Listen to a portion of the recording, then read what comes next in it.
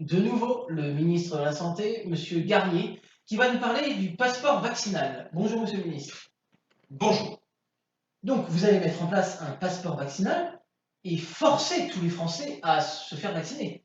C'est faux. Le vaccin n'est pas obligatoire. Pourtant, si on n'est pas vacciné, on ne peut pas sortir de chez soi, aller dans les cinémas, les théâtres, les restaurants.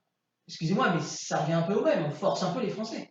Les Français ont le choix de ne pas se faire vacciner. Et de toute façon, nous n'avons pas prévu de mettre en place de passeport vaccinal. Ah bon? Non, nous avons prévu de mettre en place un passeport de santé. Excusez-moi, mais c'est la même chose. Non, cela n'a rien à voir. La preuve, c'est que le nom est différent. Ok, et donc comment voulez-vous mettre en place un passeport de santé s'il n'y a pas de dose de vaccin pour tous les Français? Le gouvernement s'intéresse aux problèmes des Français et évidemment que c'est un problème et une question extrêmement pertinente. D'ailleurs, nous avons pensé été lorsque nous avons mis en place cette stratégie-là. Alors, comment répondre à votre question? Je vais y répondre, évidemment. Eh bien, je pense que nous devons penser été. Nous devons penser été, et pour ce faire, nous avons constitutionnalisé la réforme du dosage vaccinal, et nous avons mis en place des nouvelles stratégies de cooptation et de lobbying à travers l'anticonstitutionnalité, de l'anticonstitutionnellement, de la juridiction inverse de l'impact politique de la crise de Korobam. Et donc, ainsi, nous pourrons résoudre de nombreux problèmes. Et de toute façon, eh bien, je pense que c'est notre projet. C'est notre projet. C'est notre projet. Oui, et merci, nous devons merci. penser, Merci, monsieur nous le devons ministre. penser fraternité, Monsieur- fraternité, monsieur- fraternité, monsieur- fraternité, monsieur- fraternité, fraternité, fraternité. Monsieur le ministre, ça va? Excusez-moi, Vous allez bien? Il faut continuer l'interview, vous êtes au courant?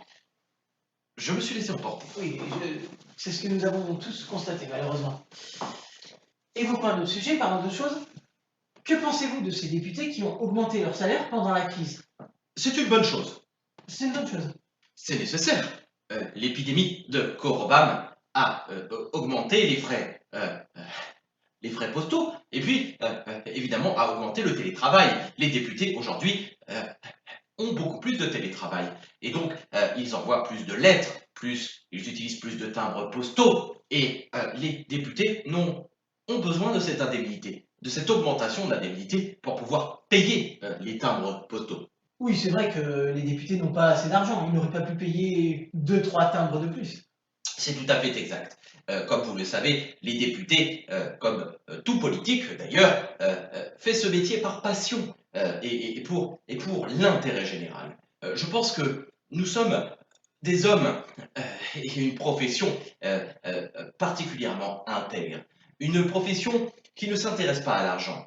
Une profession qui voue sa vie aux autres. Et c'est vrai que les députés et les politiques, de manière générale, ont très peu d'argent. Nous avons très peu de moyens et nous nous contentons de très faibles indemnités.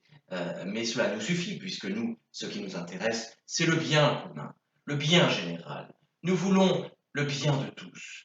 Et nous servons les intérêts en priorité des Français et les intérêts de la République. Et la France peut-être aussi. République. Oui, nous servons les intérêts de la République. Bon, encore une fois, je constate que tout est clair comme à chaque fois avec vous. Merci à tous de nous avoir suivis. Bonne soirée à tous et à la semaine prochaine pour une autre interview.